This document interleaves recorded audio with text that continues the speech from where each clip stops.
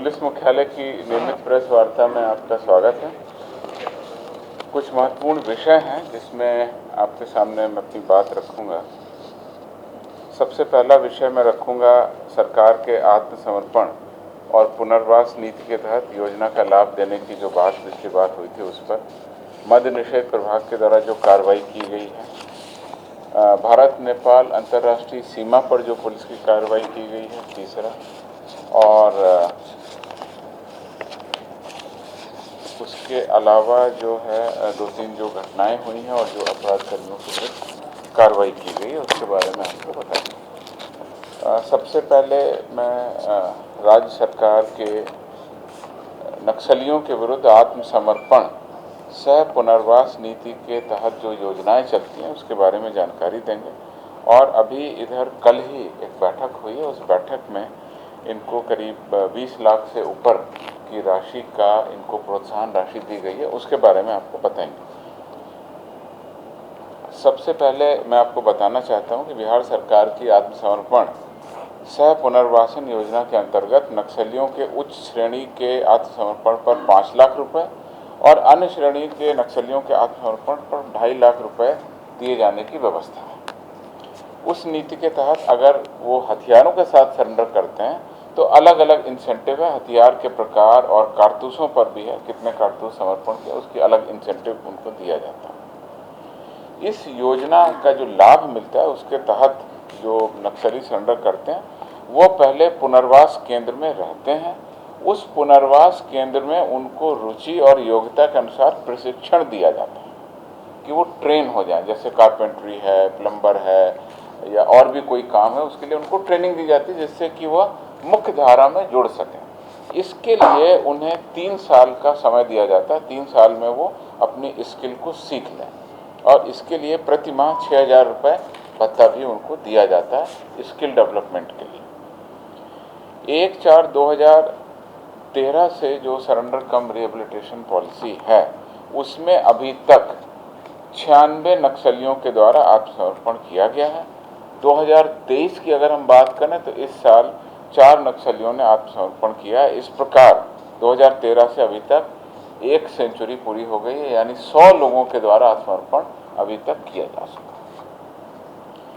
कल जो बैठक हुई उस बैठक में राज्य स्तरीय समर्पण सह पुनर्वासन समिति की बैठक हुई। उसमें 4 वामपंथी उग्रवादियों को लाभ देने के लिए चयनित किया गया। ये बैठक जैसा आपको पता है एडीजी विशेष शाखा की अध्यक्षता में होती है। इसमें जो चारों के बारे में आपको बताना चाहता हूँ और आपके माध्यम से ये बात सभी के बीच पहुँचाना चाहता हूँ कि किस प्रकार से बिहार पुलिस और राज्य सरकार की इस नीति के तहत मुख्य धारा से जुड़ने के लिए, आत्मसमर्पण के लिए और पुनर्वासन के लिए प्रतिबद्धित। नागेश्वर कोड़ा थाना धरहरा जिला मुंगेर के नक्सली थे, भाकपा माओवादी के सदस्य थे। 13 जून 2022 को इन्होंने आत्मसमर्पण किया। इनके विरुद्ध में उस समय 17 कांड दर्ज थे। इनको तात्कालिक सहायता, जैसे आपको बताया गया, 2.5 लाख रुपए दी गई। 10,000 रुपये की दर से, जो अभी पहले 6,000 रुपये था, बढ़ के इस बार की योजना में 10,000 हो गया, तो 10,000 रुपये की दर से 36 माह के लिए कुल 3,60,000 रुपये ये मिलेगा। उसके अलावा जो हथियार के साथ सरेंडर किए थे उसमें 3,288 रुपये और कुल देय राशि इनको मिलेगी 6,13,288 रुपये। दूसरे नक्सली जो आत्मसमर्पण किए थे बालेश्वर कोड़ा उर्फ मुखिया जी, थाना बरहट जिला जमुई के थे। इनको 13 जून 2022 को भी इन्होंने सरेंडर किया। इनके विरुद्ध में 63 कांड अंकित थे, 63 कांड अंकित थे।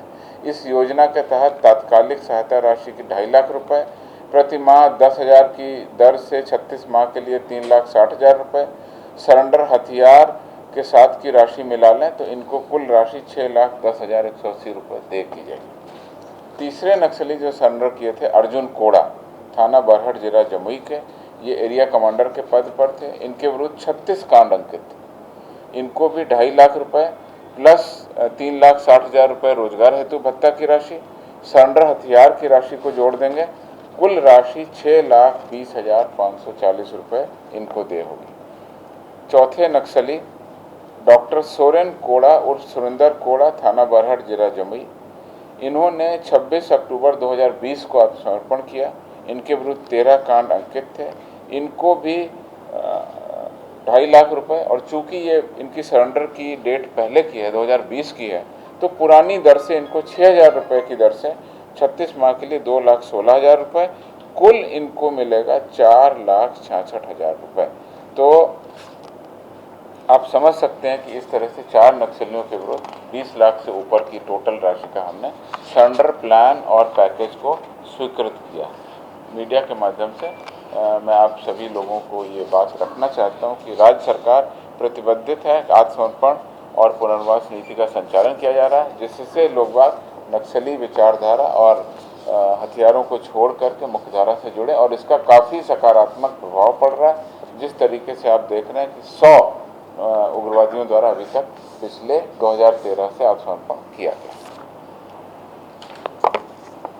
मद्य निषेध प्रभाग बिहार पुलिस मुख्यालय की एक विशिष्ट इकाई है, जिसके द्वारा लगातार मद्य निषेध की दिशा में कारगर कार्रवाई की जा रही है। वर्ष 2023 का आंकड़ा मेरे पास में उपलब्ध है, जो इस प्रभाग के द्वारा कार्रवाई की जा रही है।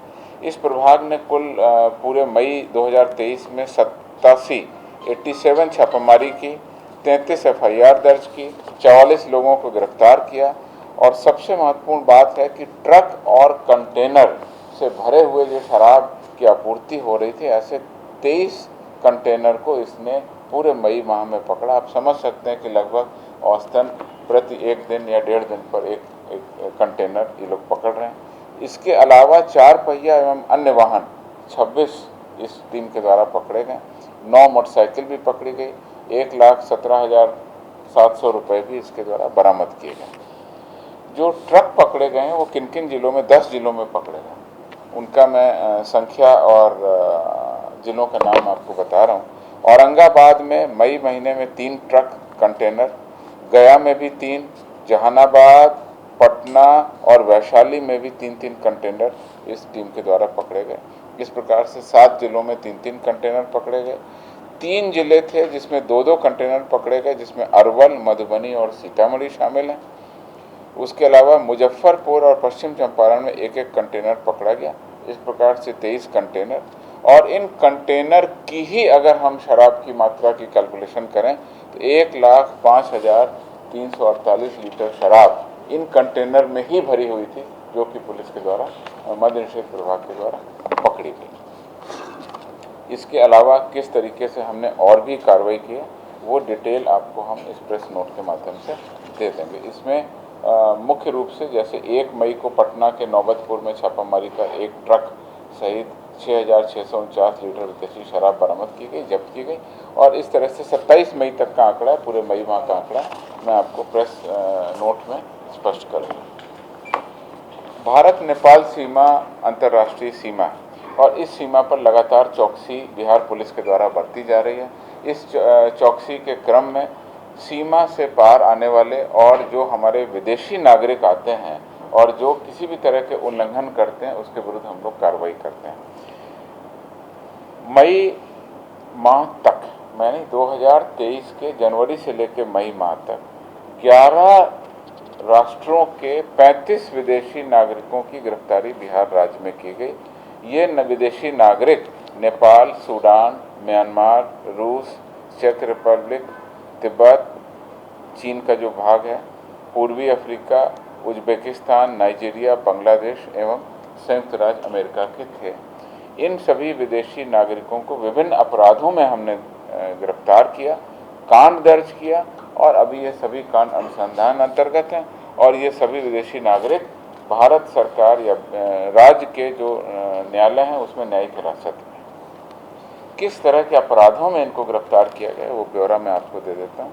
अवैध रूप से बिहार या देश में एंट्री करने के आरोप में 20 विदेशी नागरिकों को, सोना की तस्करी के लिए 6 विदेशी नागरिकों को, मद्य निषेध के आरोप में 4 विदेशी नागरिकों को, गांजा एवं अन्य NDPS के आरोप में 1, अवैध मुद्रा करेंसी लेकर के आ रहे थे उसमें 1, अवैध आग्नेयास्त्र के साथ में पकड़े गए 1, चोरी गई कोई संपत्ति ला रहे थे धारा 414 भादवी के तहत 2, कुल जैसा आपको पहले बताया 11 राष्ट्रों के 35 नागरिकों को, विदेशी नागरिकों को बिहार पुलिस के द्वारा डिटेन किया गया, तलाशी ली गई, चीज़ों को जब्त किया गया और कांड दर्ज करके उनके विरुद्ध न्यायिक प्रक्रिया के तहत हम लोग कार्रवाई कर रहे हैं।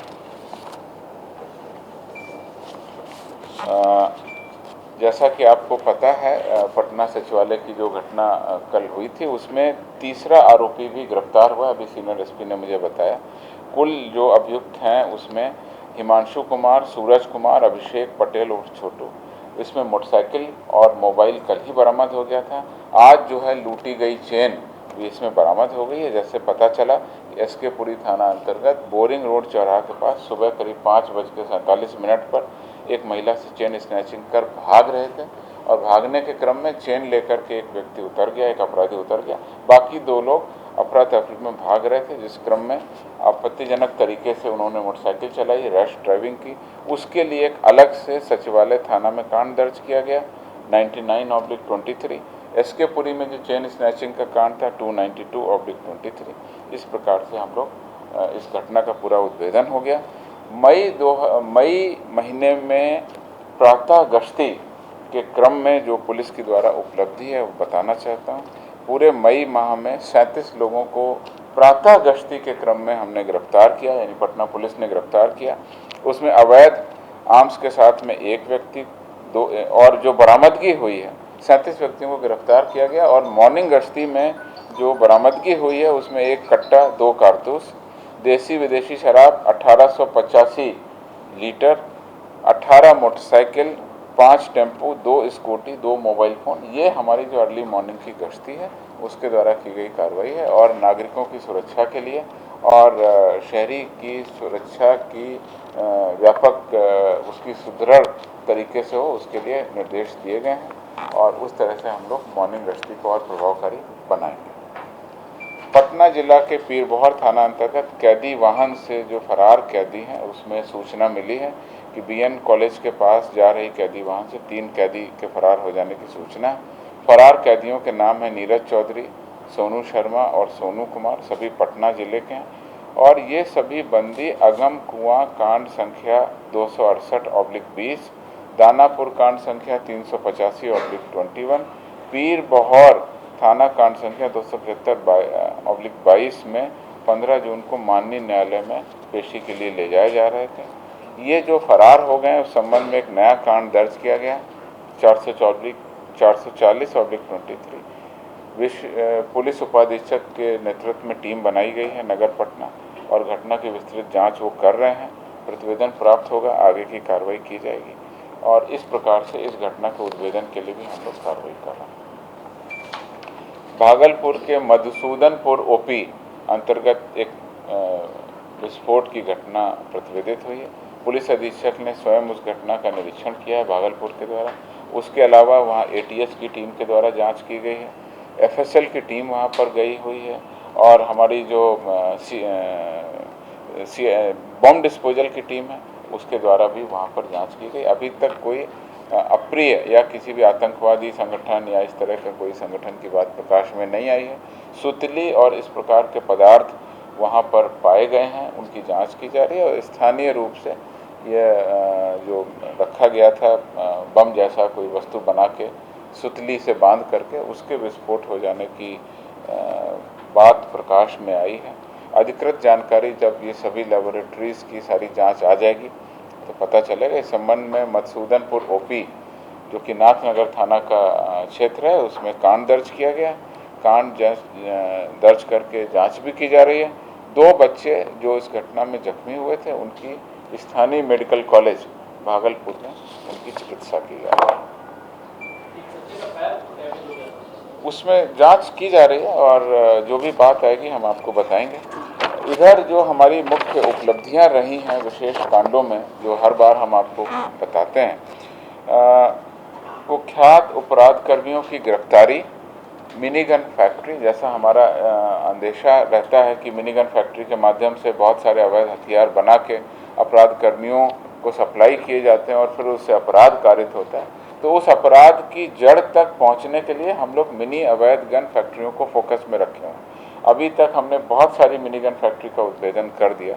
अगली प्रेस मीटिंग में हम आपको बता देंगे कि 6 महीने में कितनी ज़्यादा मिनीगन फैक्ट्री हमने बरामद की है। अभी हाल की जो घटना 12 जून को नौगछिया के इस्माइलपुर में मिनीगन फैक्ट्री का उद्भेदन, एक गांव है लक्ष्मीपुर, वहाँ चल रहा था। वहाँ पुलिस की टीम गई और वहाँ छापामारी की तो मिनीगन फैक्ट्री में 1 देशी राइफल, 3 देशी कट्टा, 1 पिस्तौल, अर्धनिर्मित देशी कट्टा 7, अर्धनिर्मित देशी कट्टे के बैरल 10 और अन्य हथियार बनाने के उपकरण वगैरह बरामद किए गए। नौगछिया जिले के हत्या, लूट जैसे कई सारे कांडों के सक्रिय अपराध कर्मी सकला यादव को भागलपुर जिले में जाकर के सजौर थाना क्षेत्र से छापामारी कर गिरफ्तार किया गया। इसके विरुद्ध में गंभीर मामलों जैसे हत्या, लूट इत्यादि के 13 से अधिक कांड दर्ज थे। तो इस प्रकार से उस जिले में 2 उपलब्धि हुई है, एक मिनीगन फैक्ट्री का और दूसरा एक कुख्यात अपराध कर्मी की गिरफ्तारी। बेगूसराय के अंतर्गत कुख्यात वांछित अपराध कर्मी की गिरफ्तारी के लिए एसटीएफ के द्वारा कार्रवाई की गई और 3 अपराध कर्मी सौरभ कुमार, गौरव कुमार, शिवम कुमार, तीनों बरौनी के रहने वाले थे। इनको छापामारी के साथ करने के बाद गिरफ्तार किया गया। इनके पास से एक 9mm पिस्तौल, जिंदा गोली, मोटरसाइकिल और मोबाइल भी बरामद किया गया, जिसका विश्लेषण किया जा रहा है। कई सारे कांडों में इनकी संलिप्तता प्रकाश में आई है। इनसे पूछताछ के उपरांत नई टीम बना करके पुनः छापामारी की जाएगी और उस क्रम में जो उपलब्धि होगी आपको बताएंगे। मुजफ्फरपुर के कांटी थाना क्षेत्र में इधर हाल की जो घटना हुई है, आपको पता है कि किस प्रकार से पुलिस के द्वारा मुठभेड़ की गई और 3 अपराध कर्मियों को मुठभेड़ के बाद गिरफ्तार किया गया। उसकी पूरी ब्यौरा मैं आपको रख रहा हूँ।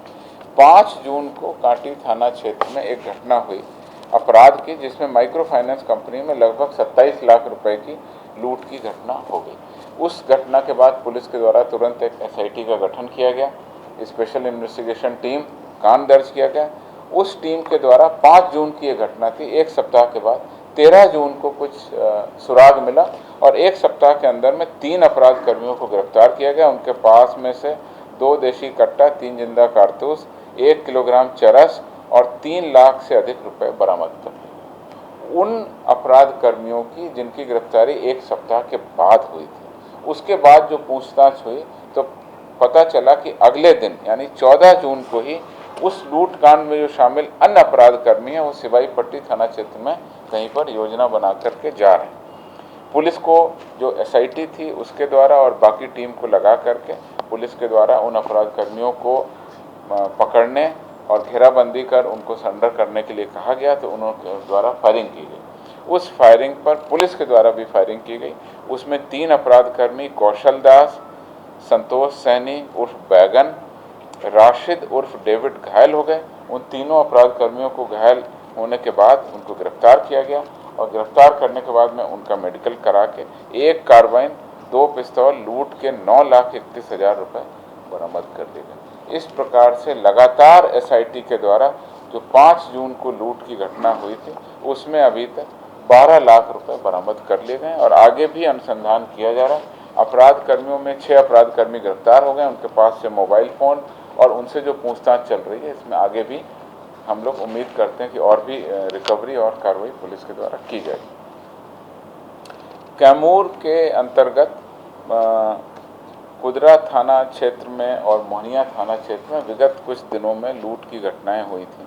तो इस घटना के उद्भेदन करते हुए 4 कुख्यात अपराधकर्मी रोहित कुमार, विजेंद्र यादव, नितेश यादव, कन्हैया यादव को गिरफ्तार कर लिया गया।